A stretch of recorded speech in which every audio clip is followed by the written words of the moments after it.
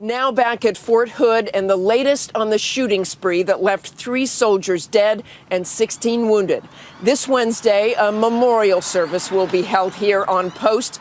Meanwhile, investigators are trying to figure out why one soldier went on a rampage. ABC's Pierre Thomas has been tracking that part of the story. Pierre?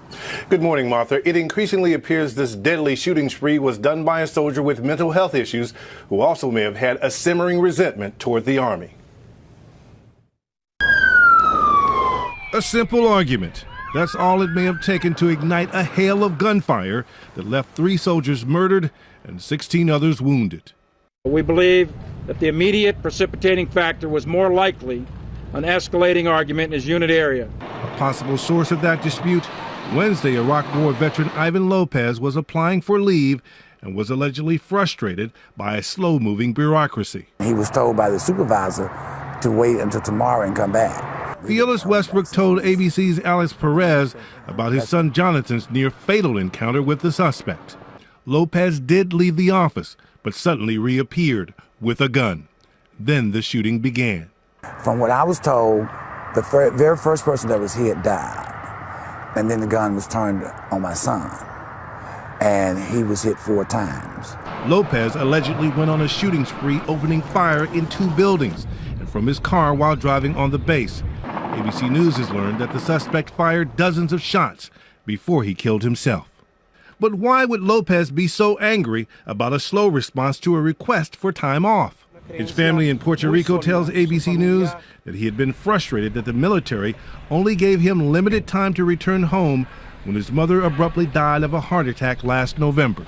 Sources tell ABC News that frustration, combined with lingering mental health issues, was apparently a lethal mix. He was undergoing a variety of treatment and diagnoses for mental health conditions, ranging from depression to anxiety to some sleep disturbance. He was prescribed a number of drugs to address those.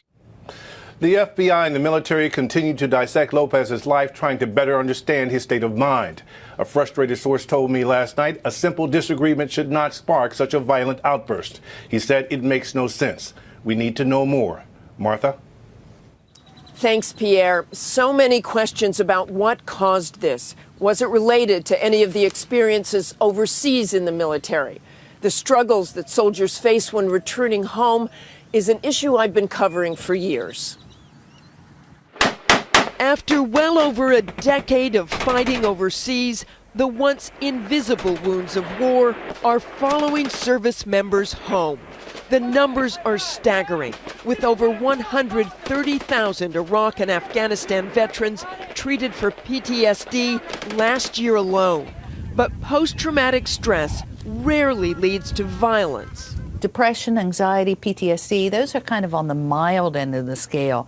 When we have violence associated with mental illness, it's usually people who have delusions, paranoia, psychosis. But a new survey of Iraq and Afghanistan war veterans shows 4 in 10 say they have experienced outbursts of anger related to their military service, and more than half say they felt disconnected from civilian life. And an epidemic of suicides has the military's top leaders promising help. We can better share information so that the chain of command, as you have said, has the ability to really understand when soldiers are having problems. But even awareness can't prevent tragedy. Back in 2009, ABC News visited this combat stress center in Baghdad, set up to aid soldiers suffering from the strains of war. The great thing is to have a leader bring in a soldier, come in, leadership staff, and come in and ask us how that we can help them take care of their soldiers. But just days later, one of those soldiers turned his weapon on his own comrades, killing 5. This week's shooting at Fort Hood serving as a tragic reminder that even with resources in place, such violent acts can be difficult to prevent. So what should they do? The Army has to take a knee. It has to look within itself and focus intensely on taking care of the people it has and give them the resources they need to truly come home from war.